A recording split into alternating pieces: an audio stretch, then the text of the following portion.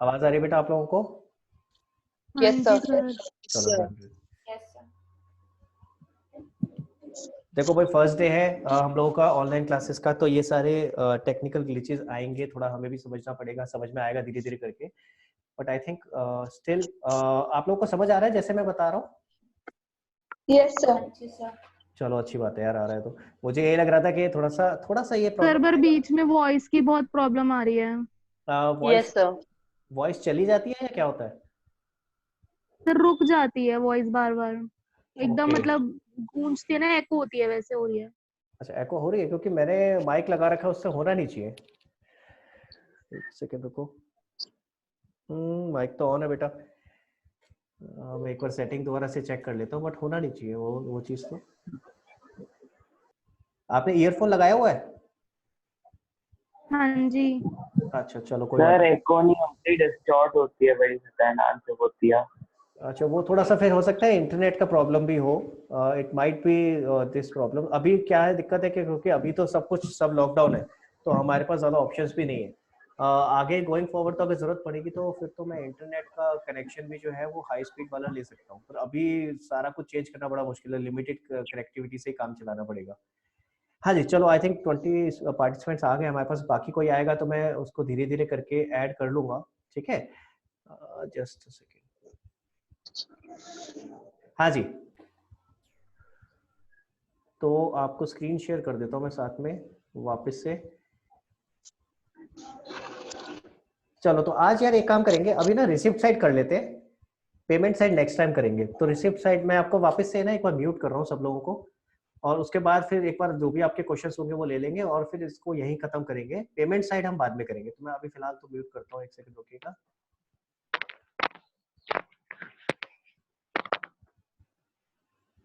हाँ जी चलो, तो हम लोगों ने यहाँ तक तो कर लिया था। रेंट की बात कर रहे थे, तो रेंट का क्या हो सकता है? देखो भाई रेंट के केस में क्या हो सकता है जरा समझते हैं।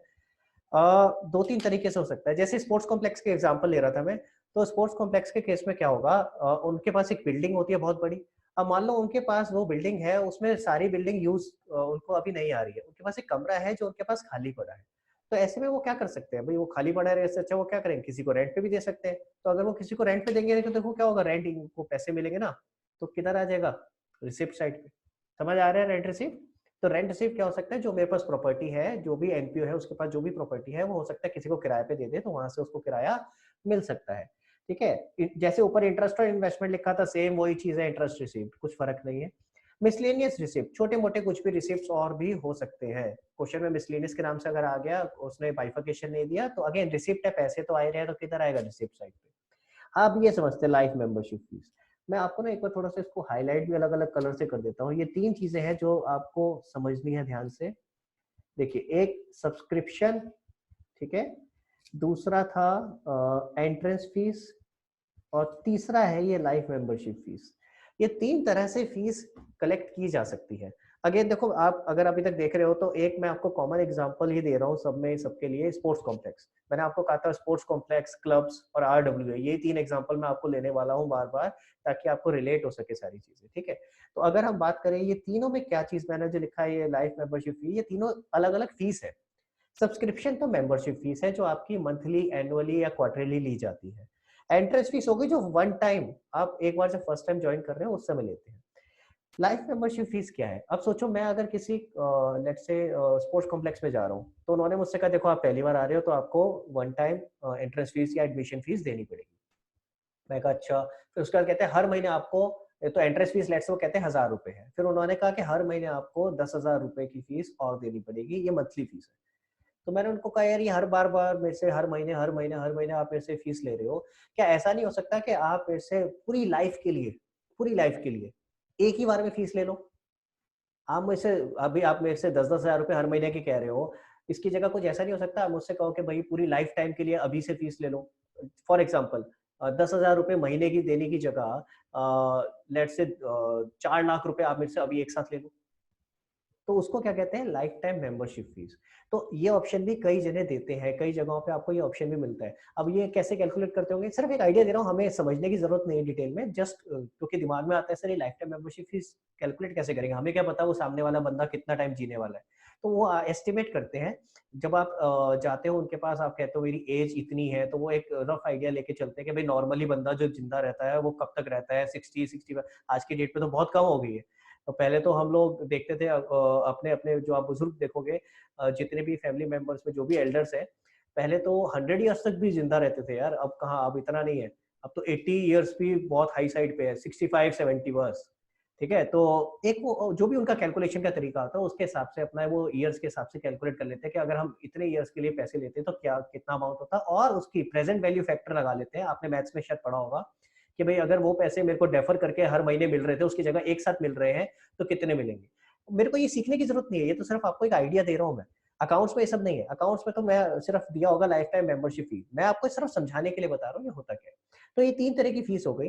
लाइफ टाइम मेंबरशिप फीस हो गई जो पूरी लाइफ के लिए आपसे ले ली गई। तो यानी अगर मैंने लाइफ टाइम मेंबरशिप फी पे कर दी है, तो अब मैं मंथली सब्सक्रिप्शन पे नहीं करूंगा।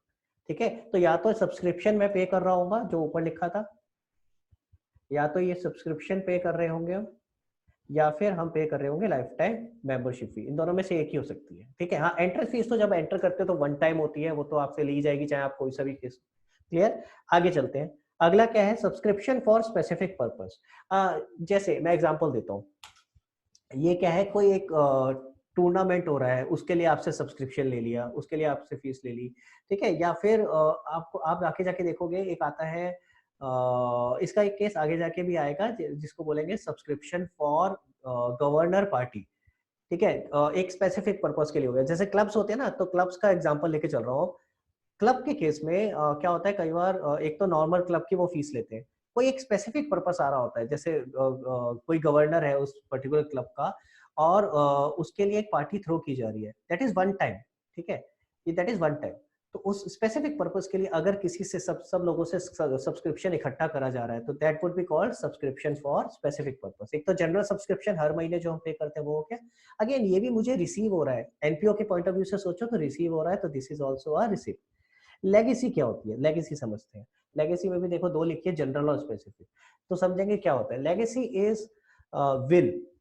कोई भी इंसान जब लेट्स से अगर कोई मर जाता है, मरने के बाद अगर अपनी वसीयत करके जाता है, उसे कहते हैं लेगेसी।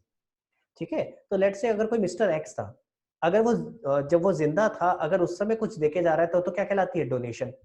लेकिन अगर वो मर गया और मरने के बाद अपनी वसीयत में लिख के चला गया कि मेरे बाद, मेरे मरने के बाद ये पर्टिकुलर लेट्स से 1 लाख रुपए या ये बिल्डिंग, कुछ भी चीज हो सकता है, वो दे के चला जाए किसी एनपीओ को कि भैया ये मेरे मरने के बाद एनपीओ का हो जाए, तो ऐसे केस में वो क्या कहलाती है, लेगेसी। अब वो भी दो तरह की हो सकती है, जनरल और स्पेसिफिक। जनरल हो सकती है बस वो ये बता के चला जाए कि मेरे मरने के बाद उस एनपीओ का हो जाए, और स्पेसिफिक हो सकता है साथ में वो बता दे कि भाई ये जो 10 लाख लेट्स से 1 लाख रुपए देके जा रहा है, कह रहा है 1 लाख रुपए मेरे मरने के बाद एनपीओ का हो जाए। तो वो अगर ये बता के जाएगा साथ में कि ये जो 1 लाख रुपए मेरे मरने के बाद एनपीओ का हो, वो किस पर्पस के लिए यूज हो। वो कहेगा कि अगर लेट्स से कि मेरे मरने के बाद 1 लाख रुपए एनपीओ को दिए जाए, लेकिन विद दिस कंडीशन कि ये 1 लाख रुपए सिर्फ बिल्डिंग बनाने के लिए ही यूज हो, तो ऐसे केस में वो कौन सी हो जाएगी, लेगेसी, स्पेसिफिक लेगेसी। तो लेगेसी का मीनिंग क्या है, पहली बात तो ये समझ में आनी चाहिए कि जो आपके मरने के बाद आप डोनेशन दे के जा रहे हो, जो भी आप विल करके जा रहे हो फॉर दैट पर्टिकुलर एनपीओ। अगर जनरल है, आपने कुछ पर्पस स्पेसिफाई नहीं किया तो जनरल कहलाती है, अगर पर्पस स्पेसिफाई किया तो स्पेसिफिक कहलाती है। हम ये क्यों फर्क समझ रहे हैं जनरल और स्पेसिफिक में, उसका रीजन अभी आगे जाके आएगा। अभी फिलहाल ये समझो कि दोनों ही केसेस में ये रिसिप्ट है। ठीक है, अब आता है एंडोमेंट फंड। एंडोमेंट फंड क्या होता है, ये भी एक तरह से डोनेशन होती है, पर ये विद दिस राइडर होती है। जैसे एग्जांपल दे रहा हूँ, मिस्टर एक्स है, वो डोनेशन दे रहा है, कह रहा है कि ये 1 लाख रुपीज डोनेट कर रहा हूँ, लेकिन इस कंडीशन से कि आप इस 1 लाख को यूज नहीं करोगे। आप क्या करोगे, इस 1 लाख को किसी पर्टिकुलर जगह इन्वेस्ट कर दोगे, फॉर एग्जांपल एफडी करा दोगे, और उस एफडी से जो इंटरेस्ट आएगा ना, आप सिर्फ उसको यूज करोगे। तो अगर कोई बंदा इस तरीके से आपको पैसे देके जाता है, एक फंड क्रिएट करवा के जाता है कि ये पैसा आप डायरेक्टली यूज नहीं कर सकते, इस पैसे से जो कमाई होगी उसको आप यूज करोगे फॉर योर पर्पसेस, तो ऐसे केस में उसको कहते हैं एंडोमेंट फंड। तो एंडोमेंट फंड में आप एक फंड क्रिएट कर देते हो, इन्वेस्टमेंट कर देते हो, और उस इन्वेस्टमेंट से जो पैसे आते हैं वो आप रेगुलरली अपने यूज कर सकते हो। अगेन एनपीओ के पॉइंट ऑफ व्यू से उसको पैसे मिल रहे हैं एंडोमेंट फंड के लिए, तो वो भी रिसिप्ट होगी। Sale of fixed asset. तो सेल ऑफ फिक्स्ड एसेट में आप देखोगे, आप कोई भी एसेट बेचते हो तो आपके पास पैसे आएंगे। अब अगर मैं बात करूं फॉर एग्जांपल एनपीओ के पॉइंट ऑफ व्यू से, स्पोर्ट्स कॉम्प्लेक्स की बात कर लेते हैं। स्पोर्ट्स कॉम्प्लेक्स के पास बिल्डिंग होती है, उनके पास बहुत सारे इक्विपमेंट्स होते हैं, कल को उनकी जरूरत नहीं है किसी इक्विपमेंट की, उन्होंने इक्विपमेंट बेच दिया, तो जो भी पैसे आ रहे हैं वो मेरे कहाँ रिकॉर्ड करूंगा, रिसिप्ट साइड पे। तो वही हो गया sale of fixed asset. Furniture वगैरह भी हो सकता है, वो भी बेच सकते हैं। आगे देखिए क्या लिखा है, receipt on account of specific fund. अभी आपको फंड वाले बात पता नहीं है, तो जब मैं आपको आगे जाके फंड बेस्ड अकाउंटिंग कराऊंगा तो ये वाला पॉइंट और क्लियर हो जाएगा। अच्छा, इसके बाद इधर लिखा है बैलेंस सीडी बैंक ओवरड्राफ्ट। ये बात समझ लेते हैं और फिर उसके बाद आज की क्लास खत्म करेंगे। तो इस पॉइंट को और समझ लेते हैं क्या है। देखो, जब हम कैश बुक बनाते थे, मैं इसको थोड़ा छोटा कर रहा हूँ, कैश बुक बनाते थे तो हम डेबिट साइड में लिखते थे बैलेंस बीडी। देखो मैं यहाँ पे अगर एक बार बना के दिखाऊं आपको, डबल कॉलम कैश बुक अगर हम बनाते थे, ठीक है, ये कैश का कॉलम हो जाता था और ये बैंक का हो जाता था, कैश और बैंक। इधर आ जाता था टू बैलेंस बीडी, ठीक है। उसके बाद जितनी भी रिसिप्ट्स आती थी वो सारी की सारी आ गई, और जो पेमेंट्स हो रही है वो इधर आ गई। फिर साल के एंड में हम क्या करते थे, इसको क्लोज करते थे। क्लोज कैसे करते थे, जो साइड ज्यादा होती थी, तो कैश की तो हमेशा डेबिट साइड ज्यादा होगी, कैश की तो यही ज्यादा होगी, तो इसका टोटल करोगे, वो टोटल यहाँ लिखोगे और यहाँ बैलेंस निकल के आएगा टू बैलेंस सीडी। तो कैश का बैलेंस तो हमेशा क्रेडिट साइड पे लिखते थे हम, उसका हमेशा डेबिट बैलेंस होता था। लेकिन बैंक का उल्टा भी हो सकता है, मान लेते हैं अगर क्रेडिट साइड ज्यादा है, अगर क्रेडिट साइड ज्यादा है तो बैलेंस इधर निकल के आएगा, तो उसका बैलेंस इधर आ जाएगा बैलेंस सीडी। आप ध्यान से देखो, ये दिया हुआ है जो ये लिखा हुआ है बैलेंस सीडी, ये क्या है, बैंक ओवरड्राफ्ट के। अगर क्रेडिट साइड का बैलेंस ज्यादा हो गया तो हमारा डेबिट साइड में हम लिख देंगे टू बैलेंस सीडी। बैंक का बैलेंस अगर हमारा नेगेटिव होता है तो क्या कहलाता है, ओवरड्राफ्ट। अदरवाइज अगर आप देखोगे तो नॉर्मल बैलेंस किधर लिखे हुए हैं, नॉर्मल बैलेंस आपके क्रेडिट साइड पे लिखे हैं, जो मैंने यहाँ बताए थे। क्लियर है। मैं आपके साथ अभी क्रेडिट साइड वाली आइटम्स डिस्कस नहीं कर रहा हूँ, वो नेक्स्ट क्लास में करेंगे। अभी मुझे अभी आई थिंक नेहा ने मेरे से कुछ क्वेश्चन पूछा हुआ है, तो मैं अभी आप लोगों को क्वेश्चन ओपन कर रहा हूँ। जो भी आपके डाउट्स अभी तक के हैं वो मेरे से आप पूछ सकते हो। तो पहले नेहा को मैं अनम्यूट कर रहा हूँ, उसके बाद जिस चीज के डाउट्स है प्लीज रेज योर हैंड। हाँ नेहा बताओ। सर मुझे एक बार एंडोमेंट फंड बता दो। हाँ, एंडोमेंट फंड दोबारा बता देता हूँ। देखो एंडोमेंट फंड में क्या होता है, मान लो आप हो बेटा, ठीक है, आप चाहते हो लेट्स से आप राम मंदिर में जाते हो, आप कहते हो मैं इस मंदिर को डोनेशन देना चाहता हूँ 1 लाख रुपीज की। लेकिन मैं डोनेशन ऐसे नहीं देना चाहता कि मैंने 1 लाख रुपीज दी और वो 1 लाख रुपीज उन्होंने उठा के लेट्स से अपने मंदिर में लगा दिया या वो फूल वगैरह लेके आ गए। आप चाहते हो कि ये 1 लाख रुपए इस तरीके से उनके पास जाए कि वो थोड़ा बहुत इंडिपेंडेंट हो जाए और उनके पास रेगुलर इनकम जनरेट होती रहे। तो आप कहते हो ये 1 लाख रुपीज जो मैं दे रही हूँ, आप इसको डायरेक्टली यूज नहीं कर सकते, इस 1 लाख रुपीज को कहीं इन्वेस्ट करोगे और उससे जो अर्निंग होगी उसको आप यूज करोगे। तो ये 1 लाख रुपए सेफ रहेंगे, ताकि ऐसा ना हो कि आपने अभी 1 लाख दिए, आपने वो यूज किया, फिर आपके पास दोबारा से आ जाए बंदा कहेगा भैया और डोनेशन चाहिए।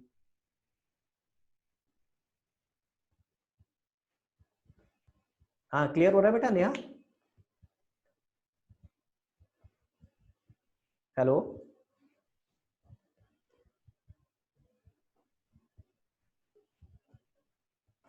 नेहा, आवाज आ रही है बेटा आपको? आई थिंक नेहा म्यूट हो गई क्या दोबारा? हाँ नेहा, आवाज आ रही है बेटा आपको? यस सर, हाँ हो नेहा, गया डाउट क्लियर। हो गया, क्लियर हो गया। हाँ जी, और बताओ बेटा, और किसको डाउट है? और कोई डाउट अभी तक? शुरू से जितना भी अभी तक हमने डिस्कस किया, एनपीओ होता क्या है, उसके एग्जांपल्स क्या है, या फिर रिसिप्ट एंड पेमेंट अकाउंट क्या है।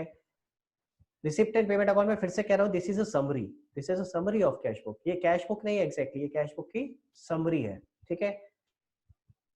तो क्लोज करें भाई आज की क्लास यहीं पे। अगर आप लोगों के और कोई डाउट्स नहीं, मैं एक बार आपको ओपन कर रहा हूँ, सबको अनम्यूट कर रहा हूँ, तो अगर किसी को कुछ डिस्कस करना है तो हम लोग कर सकते हैं, अदरवाइज हाँ जी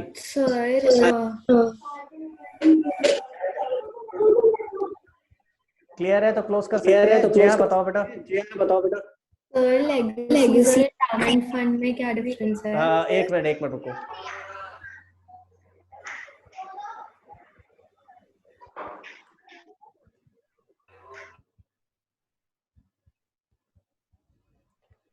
एक सेकंड रुकना बेटा, जरा मैं आपका अनम्यूट कर रहा हूँ दोबारा से।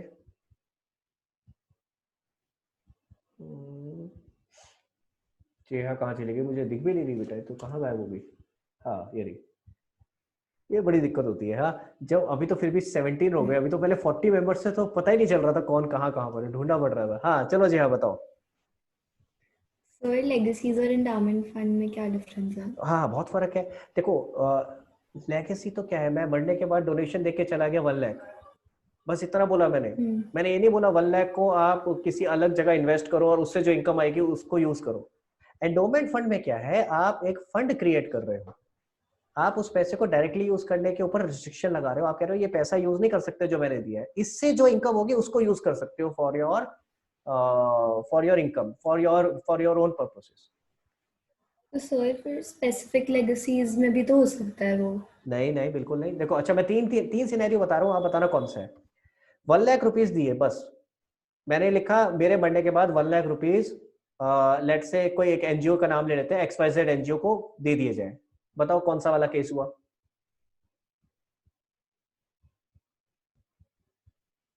हाँ जी हाँ बताओ कौन सा केस हुआ। मैंने सिर्फ इतना बोला कि मेरे मरने के बाद 1 लाख रुपीज एनजीओ को दे दिए जाए।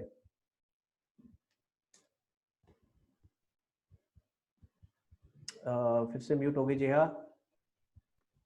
Sir general legacies. General legacy समझ में आ गया? ठीक है। अच्छा अब दूसरा केस लेके चल रहा हूँ। मैं कह रहा हूँ कि मैं लिखता हूँ, मैं बोल रहा हूँ कि मेरे मरने के बाद 1 लाख रुपीज एनजीओ को दे दिए जाए, लेकिन ये 1 लाख रुपीज सिर्फ यूज करे जाए बिल्डिंग बनाने में। Specific legacies. अब तीसरा केस बोल रहा हूँ, मेरे मरने के बाद ये 1 लाख रुपीज एनजीओ को दिए जाए, लेकिन ये एनजीओ 1 लाख रुपीज यूज नहीं करेगा, ये 1 लाख रुपीज इन्वेस्ट करेगा कहीं पे और उससे जो इनकम होगी उस चीज को यूज कर सकता है। अच्छा तो उस पे एक एडिशनल वो है? उस पे एक एडिशनल रिस्ट्रिक्शन है कि वो उसको यूज नहीं करेगा, हाँ। उससे जो इनकम होगी सिर्फ उसको यूज करेगा, तो देन इट बिकम्स अच्छा। फंड। ठीक ओके है, सर। क्लियर है? अच्छा वो ये भी जरूरी नहीं है कि मरने के बाद ही होगा, एंडोमेंट फंड तो जिंदा में भी दे सकते हैं भाई। मैं अगर अभी दे रहा हूँ और मैं आपसे कहता हूँ अच्छा। 1 लाख रुपए दे रहा हूँ, लेकिन ये 1 लाख रुपए सिर्फ आप 1 लाख यूज नहीं कर सकते, इसको आप इन्वेस्ट करोगे फर्दर कहीं पे और उससे जो इनकम होगी उसको यूज कर सकते हो। ठीक है, तो then it becomes okay endowment sir. Fund. हाँ एक मेरे पास आद्या का भी आया हुआ है। आद्या बेटा आपने लिखा सर एंडोमेंट फंड फिर से बता दीजिए, तो आपको क्लियर हुआ ये? मैं आपको अनम्यूट कर रहा हूँ, एक बार जरा बताओ मुझे। हाँ सर क्लियर हो गया। क्लियर हो गया, चलो गुड। और कोई डाउट? जी सर। दिशा का मेरे पास आया हुआ है कुछ। हेलो सर मुझे एक चीज पूछनी थी, जैसे आपने बोला कि उन्होंने इन्वेस्टमेंट किया और जो भी उससे हमें मिलता है दैट विल बी यूज्ड, तो सर हाँ वो तो एक काइंड ऑफ प्रॉफिट हो गया ना, तो वो नॉन प्रॉफिट नहीं ऑर्गेनाइजेशन नहीं में नहीं नहीं, कैसे आया? प्रॉफिट नहीं हुआ, प्रॉफिट नहीं हुआ। ऐसे तो यार मैं कहीं भी इन्वेस्टमेंट कर रहा हूँ तो मुझे जो इंटरेस्ट मिल रहा है, रेंट मिल रहा है, आप उसको प्रॉफिट बोल रहे हो? नहीं, देखो मैं आपको फिर से बोल रहा हूँ, ultimately not for profit organisation का ऑब्जेक्टिव प्रॉफिट कमाना नहीं है, बट सस्टेन करना तो है, तो कहीं से तो पैसे कमाएंगे। आप ये बताओ ना, नहीं तो वो चलेगा कैसे? आप उसको इस पॉइंट ऑफ व्यू से समझो कि अगर वो पैसे नहीं कमाएंगे, ठीक है, अगर वो पैसे कमाएंगे ही नहीं तो वो ऑर्गेनाइजेशन चलेगी कैसे? कोई भी ऑर्गेनाइजेशन चलाने के लिए हमें रेवेन्यू तो चाहिए ना। हाँ रेवेन्यू कमाना मेरा ऑब्जेक्टिव नहीं है, that is the main difference. ठीक है सर। ठीक है, आप अगर देखोगे यहाँ पे रिसिप्ट साइड में बड़ी सारी ये सब, ये अगर आप कहोगे तो सब इनकम ही तो है। अगर आप ध्यान से देखो, मैं आपको यहाँ पे दोबारा से हाईलाइट करके दिखा रहा हूँ, ये interest on investment, dividend, rent, ये सब क्या है? ये सब इनकम ही तो है। हाँ जी। लेकिन ये इनकम कमाना ऑब्जेक्टिव नहीं है, ये मैं इसलिए कमा रहा हूँ ताकि सस्टेन कर सकूं। ठीक है सर। ठीक है, और कोई डाउट? नहीं। हाँ जी, तो आई थिंक सबके डाउट क्लियर हो चुके हैं अब। तो आज हम लोग इसको यहीं पे रैप अप करते हैं। ठीक है, आपका काम क्या है, आपने आज वापस से जितना मैंने अभी कराया है आप लोग उसको वापस से गो थ्रू करोगे। ठीक है, और साथ में रिसिप्ट एंड पेमेंट अकाउंट पूरा देखोगे। मैंने अभी रिसिप्ट साइड कराई है, आप पेमेंट अकाउंट पे एक बार देखना, पेमेंट साइड भी देखना। तो रिसिप्ट एंड पेमेंट अकाउंट पूरा देखना, आप जो अभी तक मैंने कराया वो पूरा देखना, प्लस इसमें एक सेकंड होल्ड कीजिए। हाँ मैं अभी आपको क्वेश्चंस कुछ नहीं दे रहा हूँ। अच्छा एक चीज और, गोइंग फॉरवर्ड एक काम और कर सकते हो, आप स्क्रीनशॉट लेते रहना जो जो मैं कराता जा रहा हूँ, ताकि बाद में उसको नोट करते रहो। तो नोट जरूर करना अपने हाथ से, अपने कॉपी में, सिर्फ पिक्चर लेके काम नहीं चलेगा, ये चीज ध्यान रखना। ठीक है, चलो फिर मैं आज की क्लास बेटा यही रैप अप कर रहा हूँ। बाकी जो भी आपके कमेंट्स हैं, जो भी आपको फीडबैक और कुछ देना है, वो मेरे साथ व्हाट्सएप पे आप अलग से कनेक्ट कर सकते हो। जो भी डाउट्स इन द मीनवाइल आते हैं आप मेरे साथ व्हाट्सएप पे भी कनेक्ट करके पूछ सकते हो। ठीक है, चलो बाय बाय, आज की क्लास यही क्लोज करते हैं।